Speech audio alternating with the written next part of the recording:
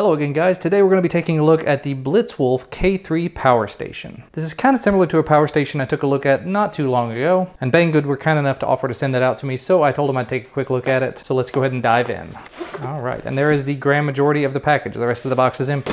This is a sort of a folio with a bright blue color to it and a zipper that goes around the outside. You open it up and you get all of the things that are inside of it. Here's your user manual and your certificate of quality inspection. Some info on the back here about USB device charging, using the LED torch in it and recharging itself. Down in this pocket it appears to have the actual charging cable. Very much a fan of the fact that it has a US plug on it. And hopefully you can make it out there. It says the input is 0.6 amps max and the output is 15 volts at 1 amp. So this thing can output 1 amp to the charger. Moving on to the other pockets, I see here we have a DC charging cable. Same sort of thing, except instead of plugging it into the wall, you plug it into the car. Over in this little side area, there's a micro USB charging cable. Pretty standard and nice that they have several areas to hang things like this in here. Of course, you have your clamps for hooking onto the battery so you can do the car jump starting if that's something that you need. The last one of these I took a look at had a bit of a soldering issue with this section.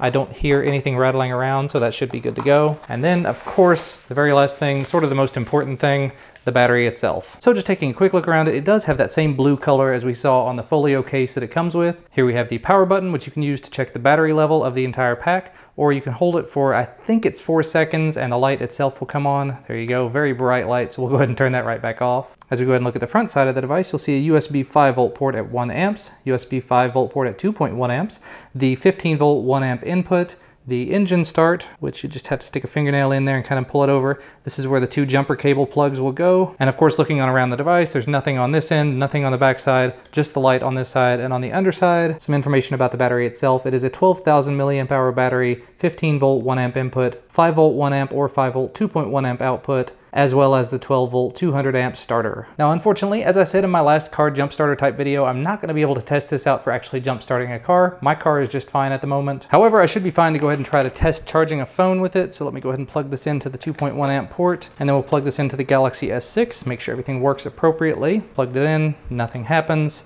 Hit the power button, and there you go. You see here on the phone, it does say that it is charging. It's just simply plugged in. This is a battery. This is what you would expect. And just for the sake of amusement, I decided to go ahead and plug my Legion meter into it as well and see how it works that way.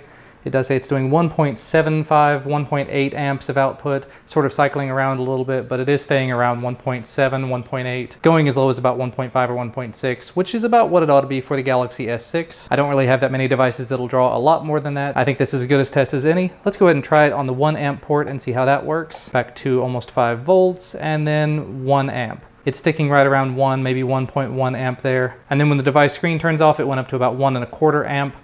So it's definitely not getting up to the 2 amps or anything that I've seen a lot of other devices do, where it says 1 amp, it's pretty close to 1 amp output. So as I said earlier, I can't exactly speak to the longevity of it or the true usefulness of it because I can't thoroughly test it quite yet. If I do come upon a time where I need to jump start a car, I've definitely got a couple of good options available now. But if you're in the market for a good jump starter for your car, as well as a battery for the car in case the kids need it or something, or maybe if you need it, this is definitely not a bad option. You can find it over on BangGood. I'll put a link down in the video description to where you can find that. Thanks so much to BangGood for sending this out for me to take a look at. Thanks so much to you guys for watching. Make sure to hit that like button down below the video if you like this video. Subscribe to receive more videos when they become available, and I will see you again next time.